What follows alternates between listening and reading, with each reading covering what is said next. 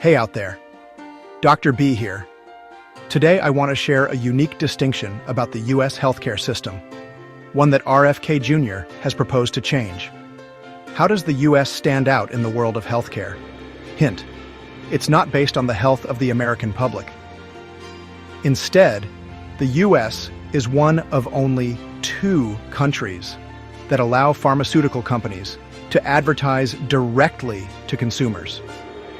This means that drug companies can bypass healthcare professionals and market directly to the public about their products. You've likely seen these ads countless times, emotional stories interwoven with promises of relief from various ailments. But have you ever stopped to consider the implications of this practice and why most countries don't allow it? While proponents argue that these ads empower consumers with information, critics raise concerns about the potential for misinformation, over-medication, and inflated healthcare costs. This debate surrounding direct-to-consumer drug ads delves deep into the core of the American healthcare system.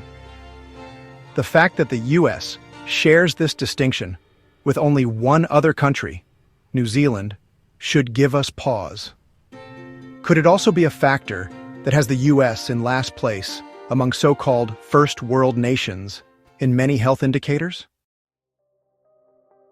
The far-reaching effects of these ads run deep. The influence of pharmaceutical advertising extends far beyond our TV or computer screens.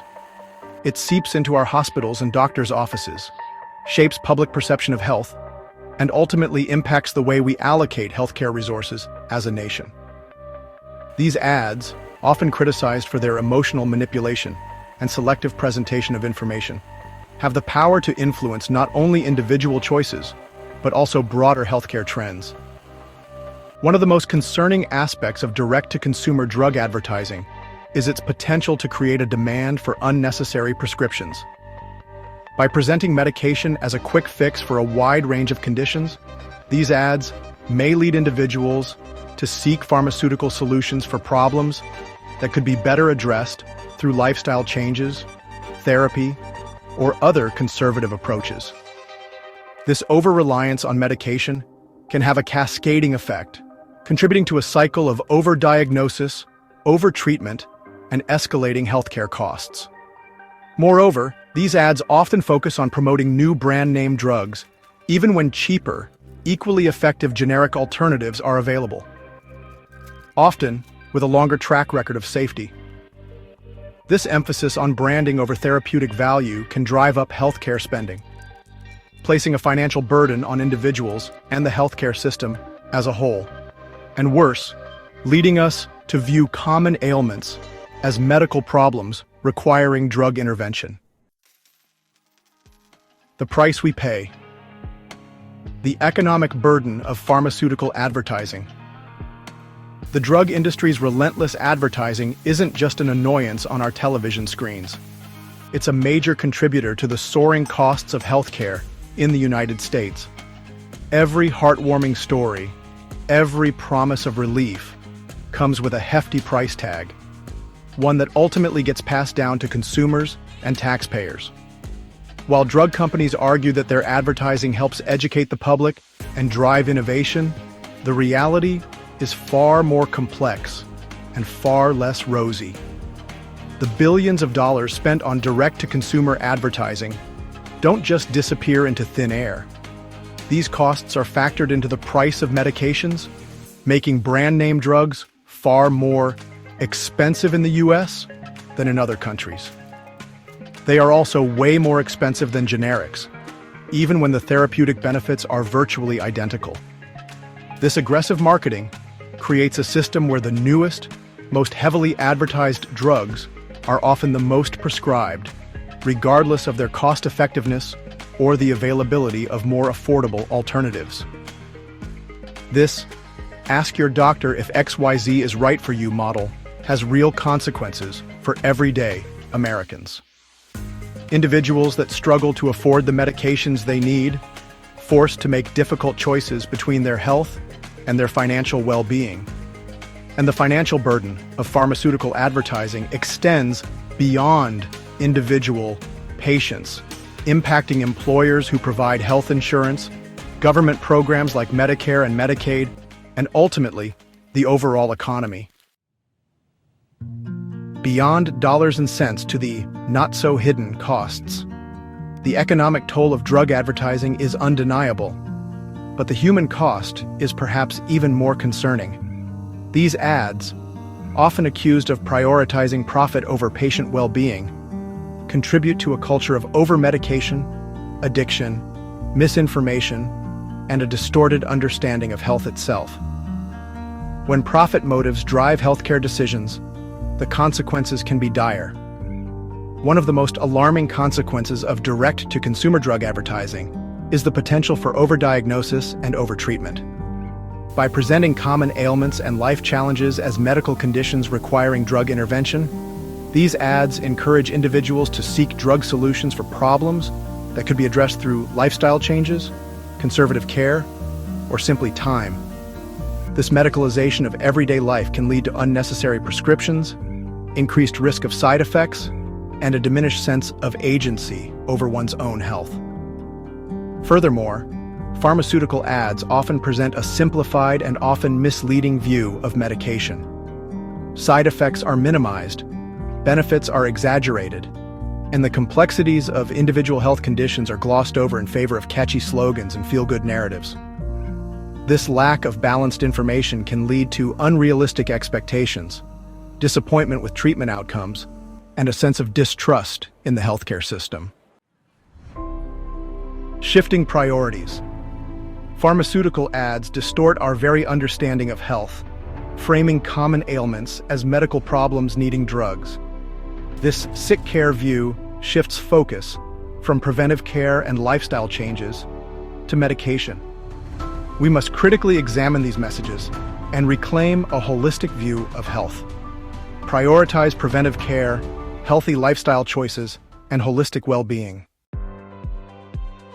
RFK Jr. proposes banning TV drug ads, challenging the pharmaceutical industry's influence on healthcare. He argues these ads distort public perception, fuel overmedication, and drive up healthcare costs. Based on this, he states, "Not surprisingly, Americans consume more pharmaceutical products than anyone else on the planet." This proposal aligns the U.S. with other developed nations, but it's sparking a debate on the role of marketing in healthcare in America. As stated, the US and New Zealand are unique in allowing direct-to-consumer drug advertising. Most developed countries ban these ads, prioritizing patient well-being and evidence-based medicine. Instead, they market to healthcare professionals, fostering trust and informed decision-making. This approach mitigates misinformation and promotes evidence-based prescribing practices. Do drug ads truly inform and empower consumers on their choices? Proponents argue these ads empower patients with information. However, in the digital age, this claim crumbles. Patients have access to unbiased information online, making TV ads less essential. Ads often mislead by highlighting benefits and downplaying risks. In the information age, unbiased healthcare information is generally readily accessible.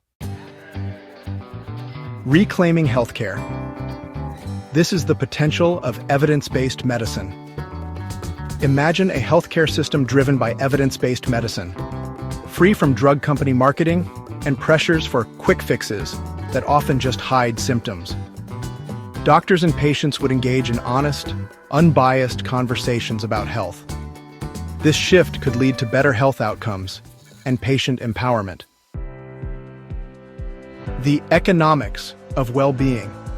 Banning direct-to-consumer drug ads could lower healthcare costs by reducing the overprescription of expensive brand-name drugs. This would make healthcare more affordable and accessible, saving billions annually. It would also promote the use of cost-effective, generic drugs, often with a more proven safety record. This shift could lead to fewer unnecessary treatments and lower overall healthcare costs. Shifting the narrative. Prioritizing prevention and holistic health.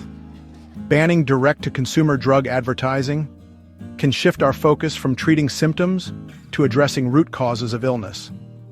Preventive care would take center stage, empowering individuals to make healthy lifestyle choices. This shift would foster personal responsibility and a holistic approach to well-being, embracing a wider range of treatments, including alternative therapies and lifestyle modifications. Recognizing the interconnectedness of mind, body, and spirit for holistic health. What are the potential costs of silencing drug ads? Silencing drug ads could lead to job losses and reduced R&D investment. However, it might also create opportunities in public health education and preventive care. A ban could shift resources from marketing to developing innovative treatments, benefiting patients in the healthcare system. Free speech, under the microscope. Navigating the complexities of corporate expression in healthcare.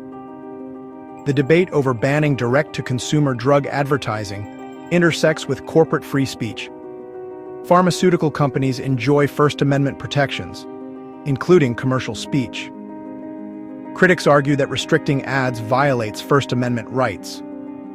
However, commercial speech is subject to safety regulation. The government protects consumers from false advertising. Ensuring accurate information is a compelling public interest. Ads often prioritize profit over patient well-being. Misleading ads can cause harm, outweighing corporate interests. The government must protect citizens from these harms. The debate is about informed decisions, not silencing voices. It's about unbiased information and patient empowerment, prioritizing patient well-being over corporate profits. The doctor's dilemma. Navigating the influence of drug ads. Drug ads significantly influence both patient behavior and healthcare providers, creating a complex dilemma. Doctors must balance patient expectations shaped by ads with professional judgment and evidence-based medicine. Pharmaceutical marketing subtly influences prescribing habits, even when better alternatives exist. Patient requests for specific drugs, driven by ads, pressure doctors to prescribe them, and statistics show they work. This highlights the need for ethical, transparent healthcare communication. Removing direct-to-consumer drug ads can foster evidence-based, patient-centered care. The opioid epidemic as a case study in the devastating consequences of direct-to-consumer drug advertising. The opioid epidemic, fueled by aggressive marketing, has devastated communities. Pharmaceutical companies downplayed addiction risks, leading to widespread misuse and tragic consequences. Overprescribing opioids led to addiction, overdoses, and deaths. The rise of illicit fentanyl worsened the crisis. This epidemic highlights the need for stricter drug advertising regulations and a new approach to pain management and addiction treatment. Profit over people? The erosion of trust in the pharmaceutical industry. Relentless marketing and the opioid epidemic have eroded public trust. Scandals and price gouging make companies seem profit-driven. This distrust affects healthcare, public health campaigns, and overall well-being. Restoring trust requires transparency, ethical marketing, and prioritizing patient well-being. Until then, the industry faces an uphill battle. A crossroads in healthcare. Redefining the relationship between profit and well-being. The debate over direct-to-consumer drug advertising highlights the tension between profit motives and public health. Can we balance innovation with patient well-being? Banning these ads could shift focus from profit to health. The choice reflects our values as a society. A call to action. Raising our voices for a healthier, more equitable future. The debate over drug advertising impacts every American's health and well-being.